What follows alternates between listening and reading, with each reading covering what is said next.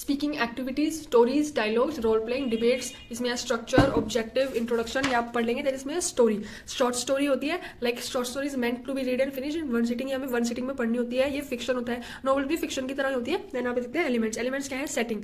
Setting is about the time and place a story takes place, मतलब किस setting पे, किस टाइम पे एक स्टोरी शुरू होती है। Authors often use description of landscape, मतलब ऐसे ऐसे सुना नहीं आते, once upon a time there was a house, तो वो ऐसे ऐसे स्टार्ट करते हैं। The setting describes where and what the story takes place. Setting जो है हमें डिस्क्राइब करता है कि किस बारे में है स्टोरी और कहाँ वो होने वाली है, किस जगह पे वो होने वाली है। ये हमें हेल्प करती है बैकग्राउंड और हमारी इमेज, मतलब हमारी जो हम मन में इमेज बनाते हैं स्टोरी सुनते वक्त, उसको बनाने में हमको ये हेल्प करती है। इसके एग्जाम्पल से लाइक हम एक सीनरी का डिस्क्रिप्शन कर देंगे, वेदर कैसे वेदर है। ऐसे शुरू होती है ना कि हमने नोवेल शुरू करी है स्टोरी कि वहाँ पे एक लड़की थी और बहुत तेज बारिश हो रही थी, तो ऐसे हम शुरू करते हैं। इसको हम कहते हैं सेटिंग। इसमें एग्जाम्पल दिया हुआ है कि मतलब हम सेटिंग को कैसे इंटरेस्टिंग बना सकते हैं। इसमें एक हमें दिया हुआ है the कास्टल was besides the water. अगर एक ऑथर ये बोल देता है तो हम एक सिंपल सा सोच लेंगे, यार ठीक है, एक महल था, उसके आगे एक नदी थी। लेकिन अगर ऑथर ये बोलता है the waves crash loudly against the shore line, the fog lifted lightly and the medieval कास्टल come in the view, हम एक अच्छी व्यू बना लेते हैं कि ठीक है यार, वहाँ बहुत तेज लहरें आ रही थी और वहाँ पे बहुत सारे पत्थर लड़खड़ा रहे थे, वहाँ पे एकदम फॉग हुआ था पानी की वजह से। तो ये होता है एलिमेंट। ये ऑथर के ऊपर डिपेंड करता है कि कौन कितना एलिमेंट को इंटरेस्टिंग बना सकता है। ठीक है, योर टर्न इसमें दिया हुआ है, आपको एक एक्टिविटी टाइप दी हुई है कि आप किस तरह से अपनी एक स्टोरी बनाइए और किस तरह से आप उसको इंटरेस्टिंग कर सकते हैं, वो आपको लिखना है। 2 है हमारे पास कैरेक्टर्स। कैरेक्टर्स क्या होते हैं? इसमें कोई पीपल हो सकता है, एनिमल्स होता है, क्रिएचर्स होता है। कोई भी एक फिक्शन, एक्शन या शॉर्ट स्टोरी में कोई भी रोल प्ले करता है उसको हम कहते हैं characters. Characters is the way in which an author shows the personality of a character. Characterisation क्या होता है कि किस तरह से उस ऑथर ने उसका जो हमें कैरेक्टर है, चाहे वो बुरा है चाहे वो अच्छा है, किस तरह से हमें प्रेजेंट करा है, उसको बोलते हैं कैरेक्टराइजेशन। 2 पार्ट्स होते हैं इसके। डायरेक्ट कैरेक्टराइजेशन मतलब उसमें उन्होंने डायरेक्ट बता दिया कि ये पेशेंट बॉय है या क्वाइट गर्ल है। इनडायरेक्ट कैरेक्टराइजेशन मतलब उन्होंने एक इफेक्ट जनरेट किया, एक एक्शन जनरेट किया, जिसकी वजह से हमें उसका कैरेक्टर पता चला। तो एग्जांपल आप ये देख सकते हैं। नेक्स्ट यहाँ पे हमको एग्जांपल दे रखे हैं कैरेक्टर के, कौन कौन से कैरेक्टर होते हैं। Honest, light hearted, leader, expert, brave, mischievous, demanding, thoughtful, कीन, हैप्पी, ये सारे से एग्जाम्पल्स दे रखे हैं। थर्ड हमारे पास होता है plot. Plot is a series of events and character actions that relate to the central conflict. मतलब एक्सपोजिशन, मतलब एक प्लॉट होता है स्टार्ट ऑफ द स्टोरी में भी हो सकता है, बिफोर द एक्शन हो सकता है। एक हो सकता है राइजिंग एक्शन, मतलब कि एक हमें सीरीज और एक ऐसी इवेंट दे देंगे जिससे हमारा क्लाइमेक्स बहुत बन जाता है। देन होता है कि एक टर्निंग पॉइंट पे हम एक ऐसा सीन दे देते हैं जिससे हमारा बिल्कुल स्टोरी का थीम बदल जाता है। तो ये होते हैं प्लॉट। प्लॉट, स्ट्रक्चर, कंपोनेंट्स, मतलब हमें कैसे प्लॉट्स को स्ट्रक्चर करना होता है। अब इसमें होता है द मोस्ट एक्साइटिंग पार्ट को होता है स्पेशल टेक्निक्स ऑफ प्लॉट। एक तो होता है सस्पेंस, हम एक ऐसा व्यू, ऐसा एक सीन दे देते हैं जिसमें बहुत सारा सस्पेंस बन जाता है। देन होता है फ्लैशबैक। कभी कभी ऐसा होता है ना, मूवीज में देखते हैं कि एक सीन होता है, हमें समझ नहीं आ रहा होता है, तो हमें फ्लैशबैक में जाकर दिखाते हैं कि ये इसका कोर्स था, इसकी वजह से ये एक फ्लैशबैक या एक क्लाइमेक्स हुआ है। सरप्राइज एंडिंग में हम ये एक्सपेक्ट नहीं करते हैं लेकिन हमको वो मिल जाता है। तो ये होता है प्लॉट। अब आता है कि नेक्स्ट क्या होता है कॉन्फ्लिक्ट। कॉन्फ्लिक्ट का होता है 2 कैरेक्टर्स के बीच में लड़ाई या कुछ होता है, उसको कहते हैं हम कॉन्फ्लिक्ट। कभी कभी वो बुरा होता है, कभी कभी वो अच्छा होता है, कभी कभी वो स्टोरी को इंटरेस्टिंग बनाने के लिए होता है। देन नेक्स्ट है हमारे पास स्टेप 1 है find your story of protagonist. मतलब इसे थीम का एक नेक्स्ट पार्ट है।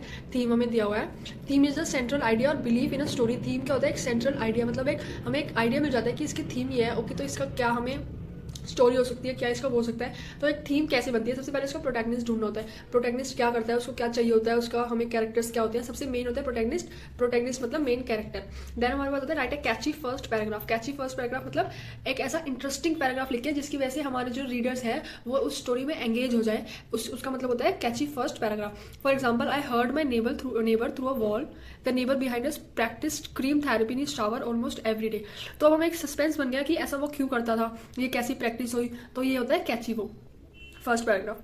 देन हमारे पास यहाँ पे एक्टिविटी दे रखी है, now practice all the elements of the story with help of following 3 activities. 5 stories in songs. अब आपको ये एक्टिविटीज करनी है जो आप कर सकते हैं।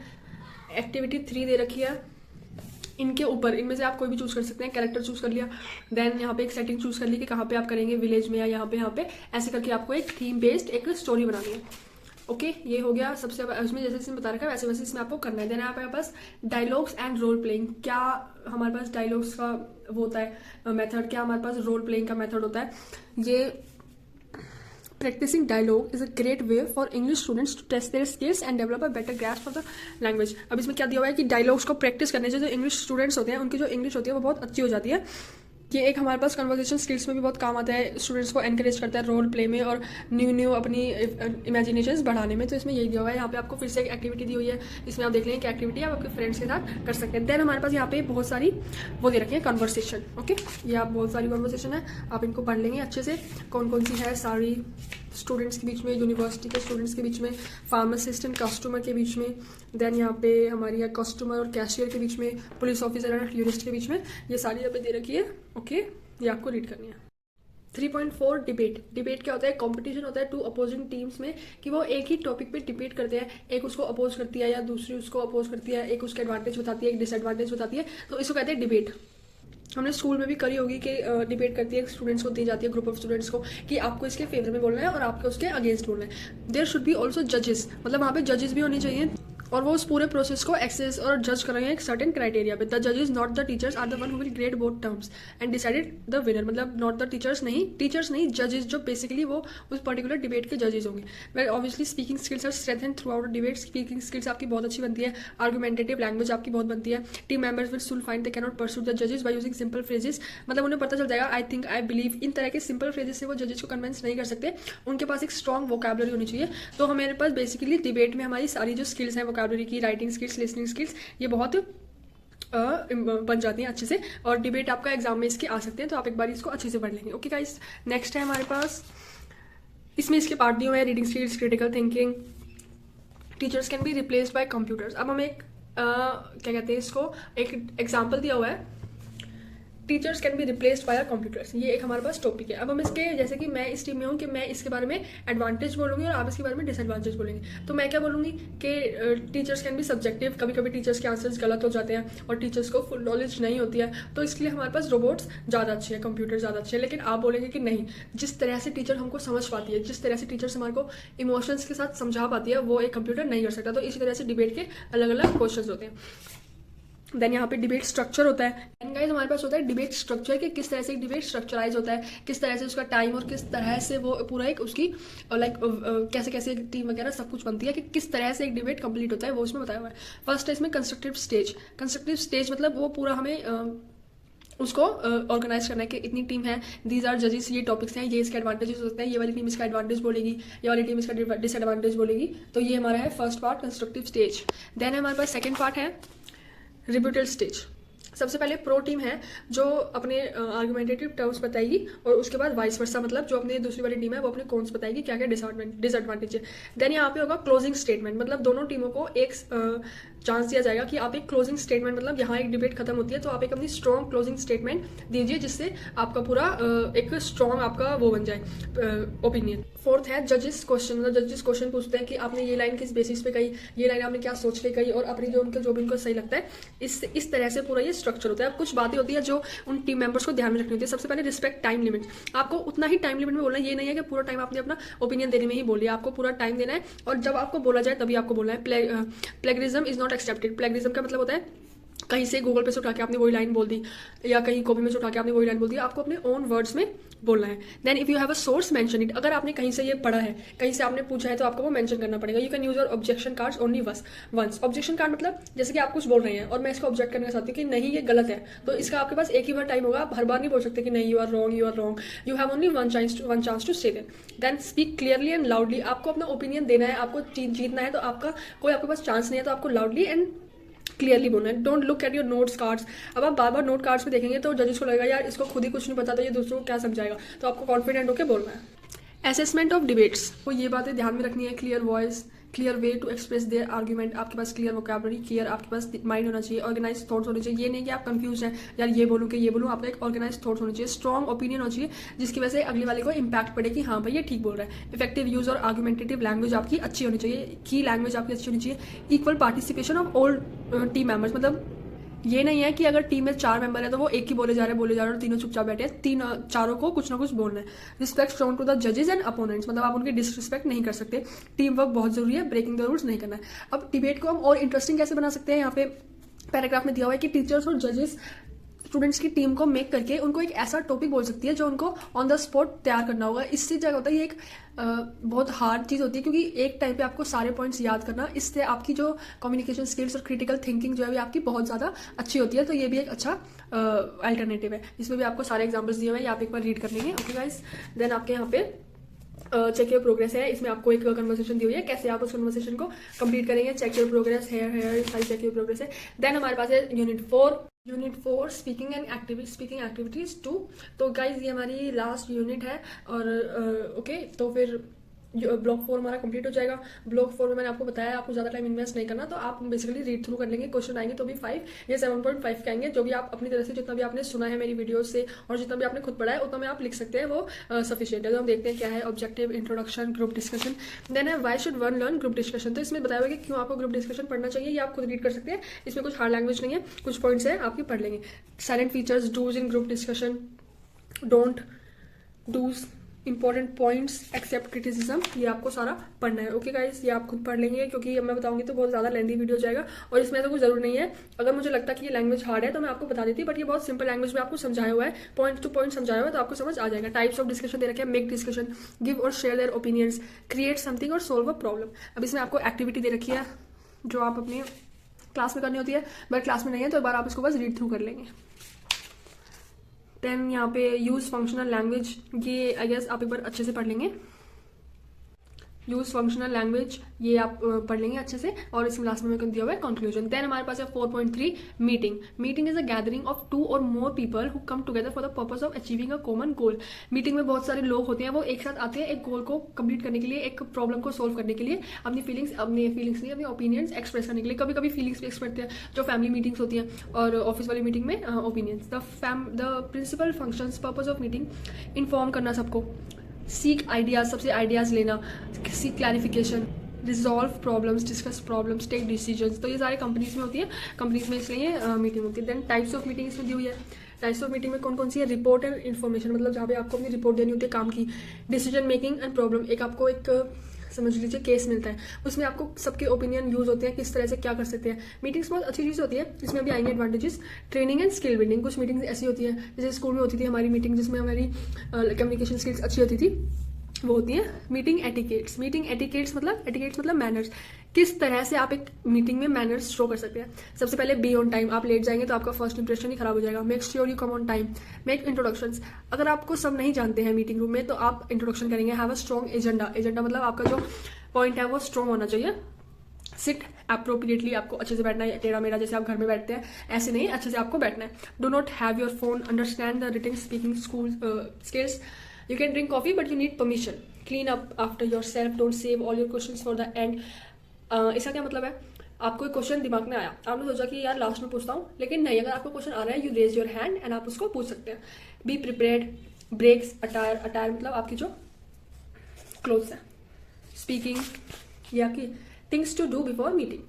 अब गाइज आप ये देखिए कि इसमें आप क्या याद करेंगे। आप ये तो नहीं याद करेंगे मीटिंग में टाइम बजाएं, अच्छे से कपड़े पहने और मैनर्स दिखाएं। ये आप एक बार पढ़ेंगे, आपको पेपर में याद हो जाएगा, आपको कोई टेंशन लेने वाली इसमें कोई बात नहीं है। Things to do before the meeting, आपको ये सब करना है मीटिंग शुरू होने से पहले। Arrange the date and time, reserve meeting room, ये एक पर्टिकुलर इंसान मतलब इंडिविजुअल को रिस्पॉन्सिबिलिटी दी जाती है कि there is a meeting in this room, you have to prepare that meeting, choose a meeting format, assembly material, सब एक इंडिविजुअल की रिस्पॉन्सिबिलिटी होती है। ऑफ साइड भी मीटिंग्स होती हैं, होटल क्लोज और एयरपोर्ट पे मीटिंग्स भी होती हैं। Arrangement and atmosphere of room, ये भी एक इंडिविजुअल को दिया जाता है कि किस तरह से वहाँ पर फर्नीचर अरेंज करना है, किस तरह से वहाँ पे कर्टेंस, किस तरह से वहाँ पे आपको स्नैक्स और उनका अरेंजमेंट करना है। ये सब आपको बताया हुआ है, ये सब आपको वही बताया हुआ आपको क्या क्या करना है। इसमें बहुत छोटी छोटी चीज़ें हैं जो आप कर सकते हैं, जैसे आपको सप्लाईज रखनी है, नोटबुक, पेन, पेंसिल, कुछ भी काम आ सकते हैं, तो आपको वो सब रखना है ड्यूरिंग द मीटिंग। अब ये था कि आपको मीटिंग से पहले क्या करना है, अब है आपको ड्यूरिंग द मीटिंग क्या करना है। Take notes, recording minutes, using a notebook, कुछ भी करके आप एक नोट जरूर ले सकते हैं ताकि आपको बाद में उसमें क्रिटिकल थिंकिंग करने में आसानी रहे। मीटिंग फॉलोइंग्स अप, ये सारे आप पॉइंट्स पढ़ लेंगे, बहुत ही ईजी लैंग्वेज में दिया हुआ है। Complete minutes, choose appropriate meeting time, selecting participants, starting the meeting, ending the meeting and follow up. Teleconference, video conference. Teleconference मतलब फोन में भी मीटिंग हो सकती है। वीडियो कॉन्फ्रेंस मतलब जूम वगैरह में जो मीटिंग होती है। वेब कॉन्फ्रेंस मतलब ये भी जूम वगैरह की जो मीटिंग्स होती हैं। अब आपका क्या बिहेवियर होना चाहिए एक मीटिंग में, वो हमें इसमें बताया हुआ है। रोल प्ले, ये आपको एक एक्टिविटी दी हुई है, ये आपको करनी है। 4.4 प्रेजेंटेशन। प्रेजेंटेशन क्या होती है? Process of presenting a topic to an audience. एक टॉपिक को आप बहुत अच्छे से प्रेजेंट करते हैं, उसकी छोटी छोटी डिटेल्स, उसकी क्या क्या एजेंडा, सब कुछ आप प्रेजेंट करते हैं, उसको कहते हैं प्रेजेंटेशन। प्रेजेंटेशन दो टाइप्स की होती है, presentation skills and personal skills. These two aspects are interwoven and can be described as a presentation and practice of verbal और नॉन वर्बल कम्युनिकेशन। तो इसमें हमें क्या बताया हुआ है? Many people feel terrified when to make their first public talk. जो unit में आपको बताया हुआ है कि किस तरह से आप बिना डरे, बिना लड़खड़ाए प्रेजेंटेशन दे सकते हैं, किस तरह से आप अपनी स्किल्स बढ़ा सकते हैं। तो इसमें आते हैं कि the key elements of presentation. Presentation का जो की एलिमेंट्स है, जो जिससे प्रेजेंटेशन अच्छी बनती है, वो क्या है? कंटेक्स्ट, आप किस तरह से बोल रहे हैं। When and where will you deliver your presentation. Will be a sitting your familiar with or somewhere new. क्या आप किसी फेमिलियर जगह पे या क्या किसी नई जगह पर आपको जाके प्रेजेंटेशन देनी है। विद द प्रेजेंटेशन भी विद इन अ फॉर्मल और लेस फॉर्मल। एक फॉर्मल होता है कि आपको बहुत सोच समझ के अपने वर्ड्स को प्रेजेंट करना होता है। इनफॉर्मल में आप कुछ वर्ड्स यूज कर सकते हैं, इसका भी बहुत असर पड़ता है क्योंकि बहुत सोचना पड़ता है। Then to a small group और large crowd, are you already familiar with the audience. एक न्यू ऑडियंस होती है तो हमें पता नहीं चलता, और एक हमारी फैमिलियर ऑडियंस होती है तो हमें पता चल जाता है कि इनका वे ऑफ थिंकिंग कैसा है, तो हमारे लोगों वो भी आसान हो जाता है। Presenter, audience, message, reaction. अब बताएं मेथड, किस तरह से आप एक प्रेजेंटेशन डिलीवर कर सकते हैं। इम्पेडिमेंट्स। इम्पेडिमेंट्स का मतलब क्या होता है कि किस तरह से आपके सामने जो प्रॉब्लम्स आती हैं, नीचे से वॉइस आ रही है और कोई मिसबिहेव कर रहा है, तो किस तरह से आप उसको हैंडल करते हैं, ये होता है इम्पेडिमेंट्स। आपका एक मेन गोल होना चाहिए कि मुझे एक बात बतानी है और इस बात को सुने बिना कोई यहाँ से नहीं जाए, ऐसा आपका गोल होना चाहिए। मैसेज, क्या आप मैसेज देना चाहते हैं, किस तरह से आप अपना एक मैसेज दे सकते हैं। यहाँ पे आपको डायग्राम दिया हुआ है। What is the purpose of your message presentation message? To inform, to entertain, क्या आपका पर्पस है। 7 ways to structure your presentation. मतलब 7 वेज है। एक है फैक्ट एंड स्टोरी, मतलब आप फैक्ट के बेसिस पे अपनी प्रेजेंटेशन दे सकते हैं कि आप एक फैक्ट बताएंगे। फैक्ट क्या होता है, इससे बहुत अच्छा इंपैक्ट पड़ता है क्योंकि ये फैक्ट है, ये झूठ नहीं हो सकता, तो आपकी प्रेजेंटेशन नॉर्मली अच्छी होगी। The explanation. एक्सप्लेनेशन मतलब एक टॉपिक ले लिया आपने और आपको फुली उसको A to Z एक्सप्लेन करते हैं, इस टाइप की प्रेजेंटेशन भी होती है। देन इसके यहाँ पे एक्सप्लेनेशन के यहाँ पे दिए हुए कि किस तरह से आप कर सकते हैं। Road map, first steps, next step, almost there arrival, ऐसे आप कर सकते हैं। द पिच होती है, मतलब पिच क्या होती है? Power of presentation. कितनी आपकी प्रेजेंटेशन में पावर है कि आप एक अपने ऑडियंस को उसमें अट्रैक्ट कर सकते हैं अपनी उसमें। किस तरह से आप कर सकते हैं वाइंड अप, मतलब एक क्विक समरी बता सकते हैं। अगर किसी को समझ नहीं आया है, उससे उसको अच्छे से समझ आएगा। तो हर्डल, अगर कोई हर्डल है तो आप उसको एक फॉर एग्जाम्पल कोई एग्जाम्पल लेके आप उसको समझा सकते हैं। द विजन, मतलब आप विजन है आपका कि आप क्या सोचते हैं वो आप समझा सकते हैं। द क्लोज, मतलब कहाँ पे आप बेस्ट लाइन होती है कि ये आपकी बेस्ट लाइन है, इससे आपका पूरा विजन दिख रहा है। ड्रामा, मतलब आप अपनी प्रेजेंटेशन को एक स्टोरी की तरह एक्सप्लेन कर सकते हैं जिससे वो अच्छे से समझ आ सकती है। One find the challenge. Then आपके पास है सिचुएशन, कॉम्प्लिकेशंस एंड रेजोल्यूशन। अब आपको कुछ कंपनी के किसी प्रेजेंटेशन दे रहे हैं तो आप एक सिचुएशन बताते हैं, उसमें बताते हैं कि अब ये कॉम्प्लिकेशंस है और हम इनको ऐसे सॉल्व करेंगे, तो एक अच्छा इंपैक्ट पड़ता है कि ओके इनके पास प्रॉब्लम है, उसका एक अच्छा सोल्यूशन है, उस तरह की उस बेस पे ये प्रेजेंटेशन है। सिचुएशन, अपॉर्चुनिटी, रेजोल्यूशन, मतलब आप एक जब आप कुछ प्रेजेंट करते हैं तो आपके पास एक सिचुएशन होती है और आपने जो प्रेजेंटर्स होते हैं जिसको आप बता रहे होते हैं, प्रेजेंटेशन दे रहे होते हैं, उनको आप एक चीज़ बताते हैं कि कैसे आप इस सिचुएशन को अपॉर्चुनिटी में चेंज कर सकते हैं। वो आपका क्या गोल है, क्या आपकी स्ट्रैटेजीज है, वो भी प्रेजेंटेशन में अच्छी मतलब ठीक होती है।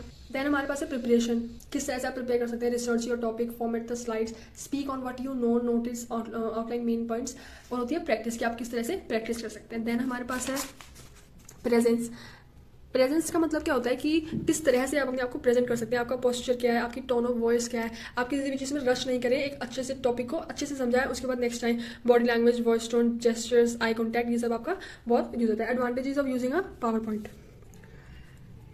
किस क्या एडवांटेजेस होती हैं। डिसएडवांटेजेस ऑन कि ये होती हैं, डोंट्स होते हैं कि आपको ये नहीं करना है, दैन डूज होते हैं। 10 successful tips to control the butterflies. Butterflies यहाँ पे क्या मतलब है, जिनको आप प्रेजेंटेशन दे रहे हैं उनको कंट्रोल करने की टिप्स। दैन यहाँ पे पॉसिबल फियर्स, क्या क्या आपके फियर्स हो सकते हैं कि आपको ऑडियंस से डर लगता है, आपको क्राउड में खड़े होने से डर लगता है, और उनके क्या क्या सोल्यूशन है वो यहाँ पे आपको दिए हुए हैं। देन यहाँ पे आपको बताया हुआ है कि पावर पॉइंट टिप्स क्या क्या होती है। Dealing with questions, but if I don't know the answer, to sum up, तो ये सब चीज़ें बताई हुई है। Practice takes you from this. अब आपकी चेक योर प्रोग्रेस, तो चेक योर प्रोग्रेस में आपको ये दिया हुआ है सब कुछ। इसमें आपके अगर आप यूनिट पढ़ेंगे तो ये बहुत इजीली आपका हो जाएगा। देन यहीं पे क्लास हमारा खत्म होता है।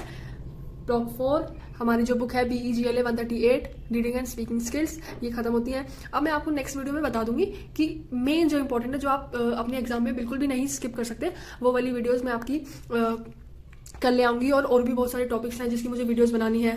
Okay guys, like, share and subscribe my channel. Bye.